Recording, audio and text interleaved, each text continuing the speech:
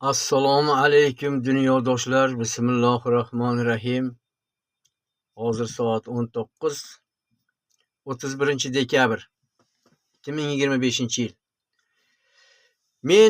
Mana endi bir oy oldin duo qilgan edim. Oldingi noyabr oyiga menga kommentariy yozganlarga duo qilganman.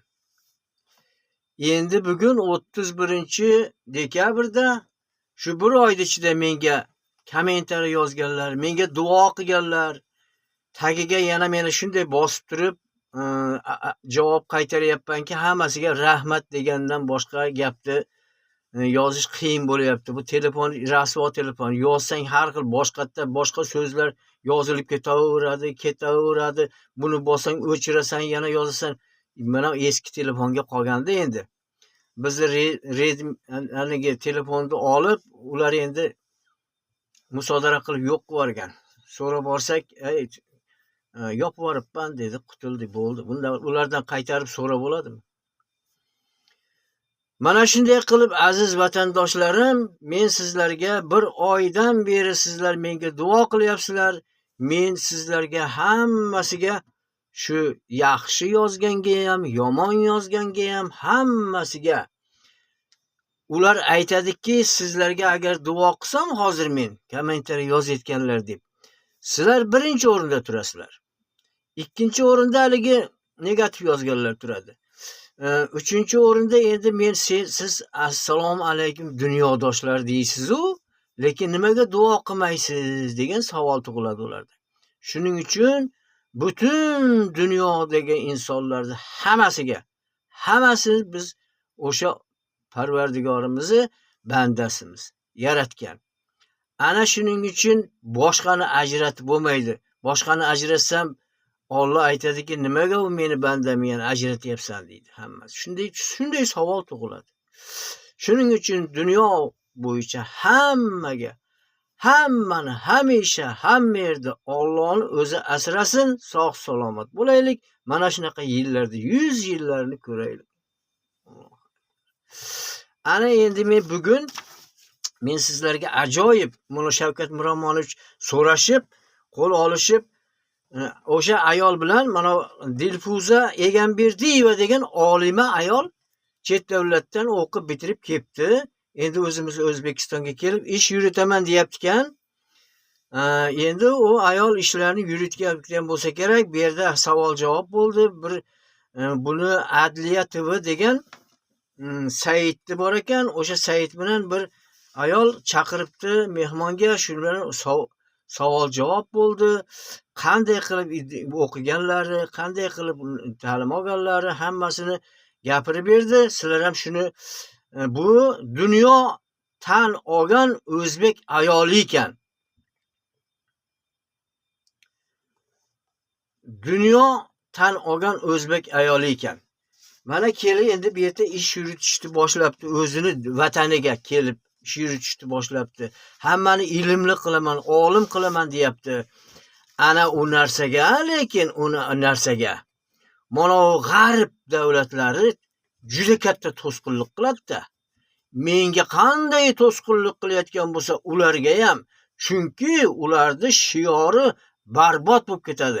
Chunki ularning shiori 1961-yil shiori bor edi. Hammasini savodsiz qilib tashlaymiz degan. Hammasini savodsiz qilib, keyin savodsiz bo'lgandan keyin dunyoni egallash, bosib olish juda oson degan qonun qoidalar bor, seyroni. O'sha yerda kitoblar yozadi. Bir-biri bilan urushtirish, bir-birini o'ldirish, bir-birini qirish, aldash, hammasi seyrida shunaqa darsliklar bor. Uni shunaqa buzg'unchiliklarni yozib turadigan yozuvchilar bor u yoqda. So'rini odamlar shunaqa bir-birini ko'zini o'yib olish, qanday qilib, bir-biri bilan qanday qilib dushman qilish, shunaqa kitoblar yozib o'tiradigan yozuvchilar bor. Dumaloq xat yozishlarni o'rgatadi, buzishni, qirg'inchilikni, mana shu meditsina sohasi-yu, hamma siyosat-u hammasini o'rgatadigan darslar. Mana shular hozir tinmasdan ular harakat qiladi. Mana dollarni berib qo'yib, mana yerda hamma endi bu marka sotish eng jinoiy ish qo'zg'aladi bunga. Kim shuni dollarda olib sotayotgan bo'lsa, o'zi aslida jinoiy javobgarligi bor. O'zi biladi o'zi. Bizni o'zimizni boshliqlar biladi. Endi shu bilan tirikchilik qilyapti, endi nima qilamiz? Shu vazirlikda o'tirganlar, shular shu ishni qilayotgandan keyin biz nima qila olamiz? Biz eng kichkina odam bo'lsak. Shunga sekin-sekin mana bu endi bizni meni ham o'sha Karimovning kuyovi kelib Coca-Cola zavodi ochaman deganda shunday ma'lumotlarni bergan menga Enolo. Shunday ma'lumotlarni u payt agar u odamning oldiga borib shu gapni gapirib qolsang, bizatini jasliqqa olib tashlagan bo'lardi meni ham. Mumkin emas. Chunki menga ma'lumotini aytib turadi. To'xta, shoshilma. Yana menga kommentariyaga yozibdiki, bittasi qanaqa odam bilmayman, menga deydi, uni isbotini qiling. Qani gapirayotgan odamlarni ko'rsating bizga. Biz ko'raylik deyar. Og'ayni, ular 50 ga 60 100 kilometr tepada turadi. Bu yoqqa yaqinlashmaydi. Chunki bu yerda mana bu g'arbda odamlar yuribdi O'zbekistonda. Hammasini paylab, hammasini nima qilib. Bu yerda qancha shpionlar bor. U ahmoq bular, hammasini gapini eshitib turibdi. O'zini ko'rsatarmi u payg'ambarlar? Olimlar. Eski qadimda payg'ambarlar degan. Hozir payg'ambar desak balo qolamiz bunaqa puchi yong'oqlar gapi bilan. Puchmiyalar bilan qamatib tashlayapti biz mana negativ yozib turib. Nima qilamiz endi? Ularga boshqa hech narsa gapimiz yo'q, faqat duo qilib qo'yaveramiz mana oy oxirida. Boshqa iloji yo'q. Mana olimalarimiz shu yerga kelib qilaman deydi, unga ham to'sqinlik qiladi baribir. Qo'ymaydi. Mana prezidentimizni qizi chiqib shular xotin bilan bir gaplashib ko'rsinchi, qani gaplashib ko'rarmikin? O'sha Dilfuza Egamberdieva bilan gaplasharmikin? Gaplashgan bo'lsa kerak. Biz endi u xotin nima deydi mana? U xotinda aytgan gaplarni men 2 marta eshitdim, qayta-qayta. U xotin bilan nima deganlarini. Germaniyaga borgan ekan. Germaniyaga borsa siz nimaga keldingiz biz yoqqa? Biz sizlarning olimlaringizni kitoblar hammasi bizda. O'sha O'zbekistonda nima kitob bo'lgan biz hammasini o'g'irlab olib kelgan. Germaniya, ana bu nima, Fransiya, Angliya bo'lishib olgan. Bitta ham kitob qolgan yo'q edi, o'g'irlab olib kelgan.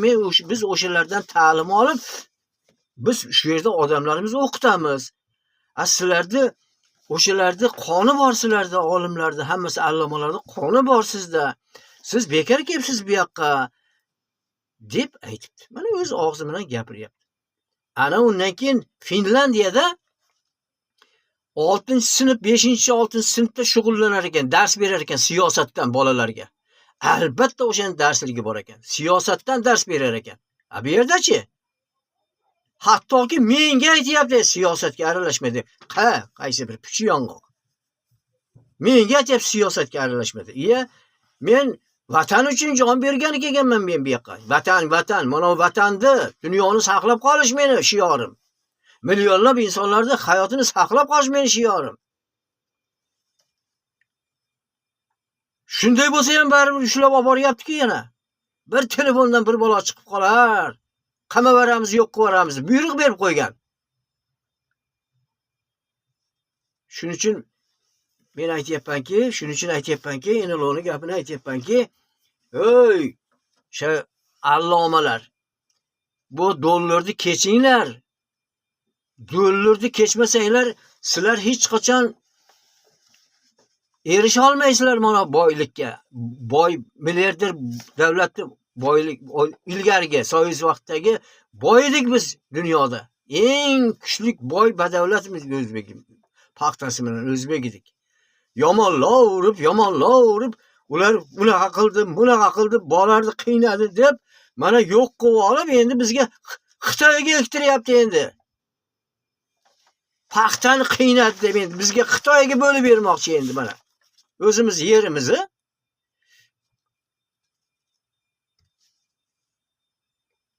yana bu aytayaptiki, Dilfuza Egamberdieva aytayaptiki, biz ham shunaqa, biz ham xalqimiz Nobel mukofotlari oladigan bo'lsin debdi.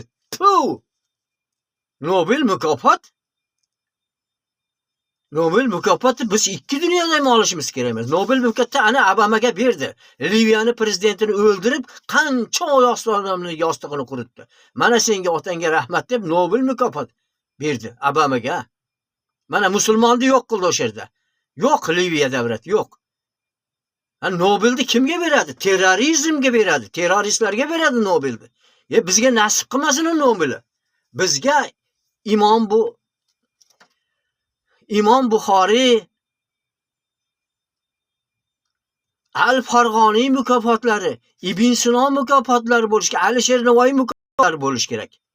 Mana bundaqa mukofotlar berishimiz kerak biz dunyoga. Endi dunyo tan olgan o'zbek ayol emas, O'zbekiston tan olgan, O'rta Osiyo tan olgan odam degan nomni olish kerak bu yoqqa kelib. Bu yoqqa kelib o'qib ketadigan qilishimiz kerak biz. Biz hech qachon chet davlatga borib mana chet elga borib o'qib kelganlarini hammasini gapini eshityapman. Hammasi o'zini manfaati uchun. Mana bir pasda tugab qo'lyapti. Mana hozir salgina soatni oshib qolsa, ko'z chiqarmaydi. Ko'rsatmaydi. Mana shunaqa qilib qo'ygan telefonlarni ham. Menga ruxsat bermaydi to'g'ridan to'g'ri ko'paytirishga. Qani birovni anosiga chiqib, telefoniga chiqib turib, to'g'ridan to'g'ri ko'rsatuv qilay chiqani, soatlab gapiraychi, o'sha telefonni bergan odamni 15 sotkaga tiqib qo'yadi. Nimaga bu cholga ruxsat berding deb. Hozir shu so'zimni hozir davomi bor deyman, oxirida davomi bor. Bundan keyin yana gapiraman. Yana kommentariyada bu chol nima deyapti, tushunmayapman deydi. Tushunish qiyin meni gapimni. Mana hozir mana shu Dilfuza Egamberdiyev meni chala qolyapti. Bir pasda mana o'tib ketdi vaqt. 15 minutdan osha ko'rsatmay chiqarmaydigan qilib qo'ygan bu selfini ham. Padariga nala bu selfilarini ham. Endi buni davom ettiraman men endi bir pasdan keyin hozir mana tashlab bo'lgandan keyin.